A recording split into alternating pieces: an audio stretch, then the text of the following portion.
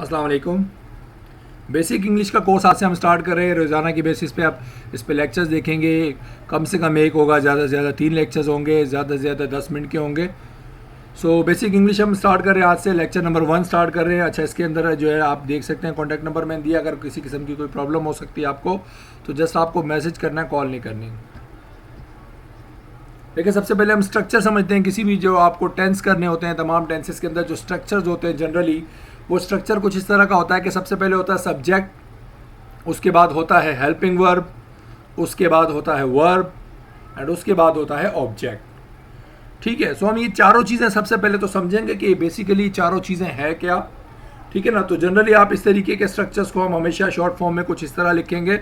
Subject को हमेशा हम कैपिटल एस लिखेंगे, हेल्पिंग वर्ब को एच वी लिख देंगे कैपिटल वर्ड्स, फिर वर्ब को वी लिखेंगे और ऑब्जेक्ट को ओ लिख देंगे। ठीक है, सो चलें स्टार्ट करते हैं। सबसे पहले हम बात करते हैं सब्जेक्ट की, कि सब्जेक्ट क्या चीज़ होती है। देखिए, सब्जेक्ट हम बात करते हैं, काम जो करता है उसको कहते हैं सब्जेक्ट। काम करने वाले को क्या कहते हैं? सब्जेक्ट कहते हैं। ठीक है ना। अब सब्जेक्ट आपके पास जो हमारे पास हैं, कुछ डिस्कस करते हैं। सब्जेक्ट हम 3 कैटेगरीज में डिस्कस करेंगे, फर्स्ट पर्सन करके, सेकंड पर्सन करके एंड थर्ड पर्सन करके। सो काम करने वाला कौन होता है? मान लीजिए कोई भी शख्स है, मिसाल कोई नाम हो सकता है, कोई लड़का हो सकता है, कोई लड़की हो सकती है, कोई भी हो सकता है। सो सब्जेक्ट जो फर्स्ट पर्सन की हम बात करेंगे, फर्स्ट पर्सन किस तरह के सब्जेक्ट्स होते हैं? ऐसे लोग जो बात, मिसाल के तौर पर मैं, आई का मतलब क्या है? मैं, या वी का मतलब क्या हो गया? हम। ये कहलाता है फर्स्ट पर्सन। फर्स्ट पर्सन का मतलब जो बात कर रहा है उसको कहते हैं फर्स्ट पर्सन। मैं बात कर रहा हूँ या हम लोग बात कर रहे हैं किसी से, तो इट मीन्स ये कहलाएंगे फर्स्ट पर्सन। सो आपको याद रखना है फर्स्ट पर्सन किसे कहते हैं? आई एंड वी को हमेशा आप फर्स्ट पर्सन कहेंगे। आई का मतलब होता है मैं, वी का मतलब होता है हम। अब हम बात करते हैं सेकंड पर्सन की। सेकंड पर्सन जनरली आपके पास होता है यू। यू को जनरली आप कहा जाता है, बट थोड़ा सा इनफॉर्मल अगर हम बात करें तो तुम भी कहते हैं। तो जनरली यू का मतलब आप कंसीडर कीजिएगा, क्योंकि ग्रामेटिकली भी हम इसको तुम की हैसियत से यूज़ नहीं करेंगे। जगह जगह हम इसको एज अ प्लूरल यूज़ करेंगे। प्लूरल का मतलब जो एक होता है सिंगुलर वाहिद और प्लूरल होता है जमा। सो हम इसको यू को हमेशा जमा की तौर पर यूज़ करते हैं ग्रामर में, इसलिए इसका मतलब हम आप ही समझते हैं, तुम नहीं समझते। ठीक है ना। सो आप, यू का मतलब है आप, इसको कहते हैं सेकंड पर्सन। कैसे सेकंड पर्सन? आप देखें, मैं मान लीजिए मैं बात कर रहा हूं आपसे, तो मैं फर्स्ट पर्सन हूं, जिससे बात कर रहा हूं वो मेरे लिए क्या है? सेकंड पर्सन है। ठीक है, अब हम बात करेंगे थर्ड पर्सन की। याद रहे, सारे हम सब्जेक्ट्स पढ़ रहे हैं अभी।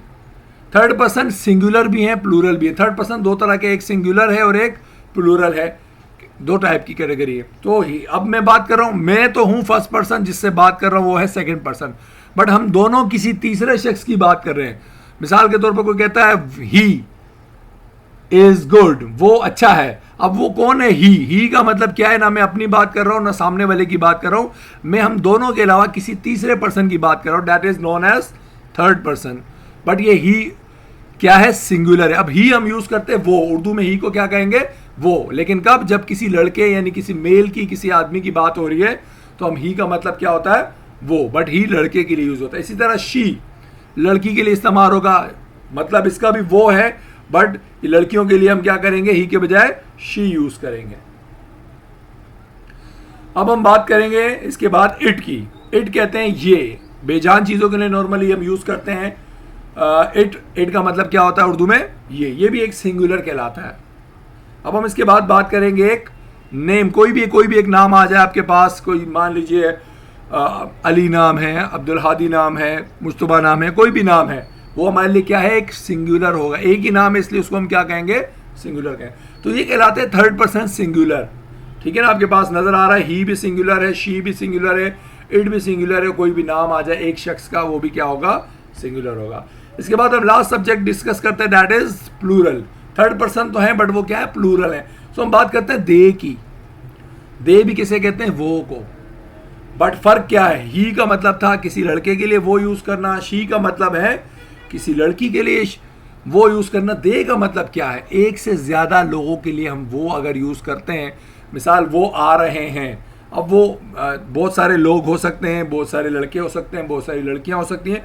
तो चूंकि एक से ज़्यादा है तो वो इसलिए क्या हो जाएगा, दे बन जाएगा। चाहे वो दो लोग ही क्यों ना हो, मैं उनको ही या शी नहीं कह सकता, उनको हमेशा क्या कहूँगा, दे कहूँगा। वो तो वो ये दे कब यूज़ होगा, एक से ज़्यादा लोगों के लिए। इस तरह स्टूडेंट्स अगर आप बात करें, स्टूडेंट्स क्या होते हैं, तालिब इल्म होते हैं बहुत सारे, तो उसको आप कह रहे हैं तलबा कह लें या तालबात कह लें, बहुत सारी। ठीक है, तो अब हम बात करते हैं इसके अलावा प्यूपल। अच्छा, याद रखिए अक्सर लोग इसको प्यूपल्स लिखते हैं, याद रहे ये प्यूपल एक जो है प्लूरल फॉर्म है, इसको प्यूपल्स नहीं लिखते कभी भी। ठीक है, इस तरह चिल्ड्रन एक प्लूरल फॉर्म है, चिल्ड्रंस कभी भी नहीं लिखते। प्यूपल के साथ भी एस नहीं आता, चिल्ड्रन के साथ भी एस नहीं आता। चाइल्ड जो है एक सिंगुलर होती है और चिल्ड्रन उसकी प्लूरल फॉर्म होती है। तो प्यूपल का मतलब बहुत सारे लोग हो गए, अंडरस्टूड है, प्यूपल एक नहीं हो सकता, बहुत सारे लोग होते हैं, तो उनको क्या कहते हैं, प्यूपल कहते हैं। सो ये भी प्लूरल है। उस तरह नाम है अगर एक से ज़्यादा, उसकी भी हम बात करें तो नाम क्या है, मान लीजिए दो लोग हैं, दो नाम हम बात करें, दो या दो से ज़्यादा कितने भी, हम कहते हैं उमर और अली आ रहे हैं। सो इसका मतलब ये प्लूरल हो गए, ये सिंगुलर नहीं है। बजाय नाम तो है, बट ये याद रहे एक नाम नहीं, एक से ज़्यादा नाम है, इसलिए हम क्या कहेंगे, ये प्लूरल कहलाएंगे, थर्ड पर्सन। ठीक है ना। तो हमने बात की, आपको दिखाया दे क्या है, एक से ज़्यादा के लिए वो यूज़ होगा। स्टूडेंट्स क्या हैं, तालबात हो गई या तलबा हो गए आपके पास, और इस तरह प्यूपल आपके पास आ गए लोग, और नाम एक से ज़्यादा आ गए। ये हो गए सब्जेक्ट। अब हम बात करते हैं सब्जेक्ट के बाद वर्ब की। वर्ब कैसे कहते हैं, काम को कहते हैं। अब काम क्या होता है, देखिए आपको पता होना चाहिए, कोई भी हम चीज़ खा रहे हैं ये भी एक काम है, पी रहे हैं ये भी एक काम है, सो रहे हैं ये भी एक काम है, ठीक है ना, नहा रहे हैं ये भी एक काम है। इसके अलावा मज़ीद आप बात करें डू, डू कहते हैं करने को, कोई भी काम कर रहे हैं, डू का मतलब होता है करना। तो ये सारे के सारे कहलाते हैं वर्ब, काम। ठीक है ना, ये सारे क्या कहलाएंगे, काम जो हम करते हैं वो सारे वर्ब कहलाते हैं, इनको हम कहते हैं वी, वर्ब। अब हम बात करते हैं हेल्पिंग वर्ब क्या मतलब है। हेल्पिंग वर्ब का मतलब जो हमें काम समझाएगा। कैसे समझाएगा, वर्ब समझाने में हमें बताएगा ये प्रेजेंट की बात हो रही है, पास्ट की बात हो रही है, या फ्यूचर की, यानी अभी की बात हो रही है, या जो गुजर गया वक्त उसकी बात हो रही है, या आने वाले वक्त की बात हो रही है। उससे हमें किसका पता चलता है, हेल्पिंग वर्ब हमें सिर्फ ये बताता है कि प्रेजेंट, पास्ट या फ्यूचर किसकी बात हो रही है। सो देखिए, मान लीजिए प्रेजेंट की अगर बात करें तो उसमें नॉर्मली इज या आर होता है लिखा हुआ। ठीक है ना, इज का मतलब होता है, आर का मतलब होता है हैं। इज एक के लिए यूज होता है, आर एक से ज्यादा चीजों के लिए यूज होता है। तो इसका मतलब क्या है, आर का मतलब क्या है, हैं। तो इज या आर आ गया हेल्पिंग वर्ब के तौर पर, तो हमें पता चल जाएगा ये प्रेजेंट की बात हो रही है। सिमिलरली हम बात करते हैं पास्ट में क्या होगा, वॉज या वर आ जाएगा आपके पास। वॉज जो है था, थी वगैरह के लिए हम यूज करते हैं। वर जो है एक से ज्यादा लोगों के लिए यूज करते हैं। याद रहे, एक के लिए वॉज यूज करते हैं, एक से ज्यादा के लिए वर यूज करते हैं, WERE। तो वॉज का मतलब है था या थी। इस तरह वर का मतलब भी यही होता है, बट वर में एक से ज्यादा लोग आ जाते हैं, तो हम हमेशा क्या लिखते हैं, वॉज की जगह वर। तो इससे पता चल जाएगा कि हेल्पिंग वर्ब अगर वॉज या वर के लिखा हुआ है तो उसका मतलब वो पास्ट की बात हो रही है। सिमिलरली फ्यूचर में विल या शैल आ जाएगा, तो उससे पता चल जाएगा, उर्दू में पहचान है इसकी गा या गी, आएगा या आएगी, जाएगा जाएगी वगैरह कुछ भी हो, तो इसका मतलब जुमला पता चलता है किसका होगा, फ्यूचर का होगा। ठीक है, ये हो गया हेल्पिंग वर्ब। ठीक है, अब हम बात करेंगे इसके अलावा किसकी, ऑब्जेक्ट की। ऑब्जेक्ट क्या है, जिस पर काम हो, यानी जिस पर हम काम करते हैं वो हमारा क्या कहलाता है, ऑब्जेक्ट कहलाता है। ठीक है, सो अब हम बात करते हैं ऑब्जेक्ट की। तो देखें, एक जुमला है आपके सामने, आई ईट एन एप्पल, मैं एक सेब खाता हूं। तो सेब क्या है, ये जिस मैं ज़ाहिर सी जो चीज़ खा रहा हूं वो मेरा क्या है, ऑब्जेक्ट है। तो चूंकि मैं एक सेब खा रहा हूं, Apple is my object. Apple क्या होगा, हमारा ऑब्जेक्ट होगा। फिर एक और एग्जांपल देखते हैं, दे प्लेड क्रिकेट, उन्होंने क्रिकेट खेला। ठीक है ना, अब यहाँ क्या खेला, क्रिकेट। तो जाहिर सी बात है एक ऑब्जेक्ट है जो हमने खेला, वो किस चीज़ का, कौन सा गेम था, क्रिकेट था, इसलिए हमारा ऑब्जेक्ट हो गया क्रिकेट। ये मैंने अंडरलाइन किए हुए जो जो ऑब्जेक्ट है इन जुमलों में। जबकि आप ये देख सकते हैं सब्जेक्ट आपको ये शुरू में होते हैं हमेशा, ऑब्जेक्ट नॉर्मली एंड में होता है। तो ये सब्जेक्ट है, ये वर्ब है, और ये आपके पास ऑब्जेक्ट है, जबकि ये आर्टिकल है, ये बाद में समझेंगे इसको कैसे होगा। ठीक है, तो अब दोबारा एक एग्जांपल देखते हैं, you will write a letter, आप एक खत लिखेंगे। ठीक है ना, आप एक खत लिखेंगे। याद रहे मैंने कहा था यू को हम प्लूरल यूज करेंगे, लिखेंगे, लिखेंगे, यानी कि लिखेगा या लिखेगी नहीं लिखेगा, तुम एक खत लिखोगी। ठीक है ना, अगर उस सेंस में आप कहेंगे तो फिर तो आप आएगा, लेकिन हमने कहा हम जनरली इसको प्लूरल यूज करेंगे। So you will write a letter, आप एक खत लिखेंगे। He is going to school, वो स्कूल जा रहा है, ठीक है, कहाँ जा रहा है, स्कूल, तो ये आपका क्या हो गया, ऑब्जेक्ट हो गया। किस तरह, she was running in the garden, वो गार्डन में क्या कर रही है, भाग रही थी। She was running in the garden का मतलब वो गार्डन में, बाग में भाग रही थी। कहाँ भाग रही थी, गार्डन था। And that we shall be waiting for train, हम जो है इंतजार कर रहे होंगे, किसका, रेलगाड़ी का इंतजार कर रहे होंगे। किसका इंतजार कर रहे होंगे, ट्रेन का। तो ये सारे के सारे ऑब्जेक्ट है। अब इसमें हम ये बेसिक चीज़ें समझ लिया। अब मैं आपको एक दो चीज़ें छोटी सी और बताना चाहता हूँ। वो ये कि जनरली आप जब टेंसेस पढ़ेंगे, हम स्पेशली शुरू के 3 जो पढ़ेंगे, present indefinite, past indefinite, future indefinite, उसमें क्या होगा, सब्जेक्ट होगा, वर्ब होगा, ऑब्जेक्ट होगा, ठीक है ना।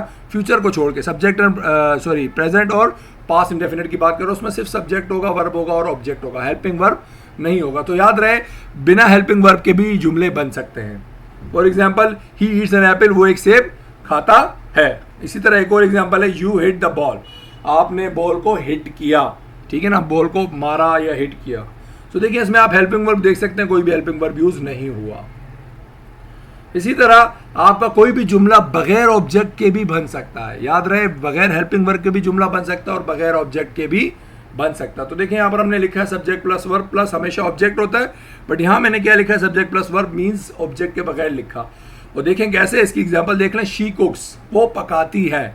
क्या पकाती है, नहीं मेंशन किया, इट मीन्स बगैर ऑब्जेक्ट के मेरा जुमला ये आ गया।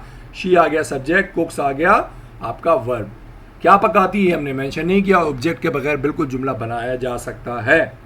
सिमिलरली दे रन, वो भागते हैं, ठीक है ना, वो भागते हैं। सो इट मीन्स भागते हैं, कहाँ भागते हैं, रोड पे भागते हैं, घर में भागते हैं, गली में भागते हैं, मेंशन नहीं ऑब्जेक्ट, इसका मतलब क्या हो गया, बगैर ऑब्जेक्ट के भी जुमला बन सकता है। बट याद रहे, बगैर सब्जेक्ट के या बगैर वर्ब के कभी भी जुमला नहीं बन सकता। जुमला ऑब्जेक्ट के बगैर भी बन सकता है, हेल्पिंग वर्ब के बगैर भी बन सकता है, लेकिन सब्जेक्ट के बगैर और वर्ब के बगैर कभी भी आपका कोई भी जुमला नहीं बन सकता।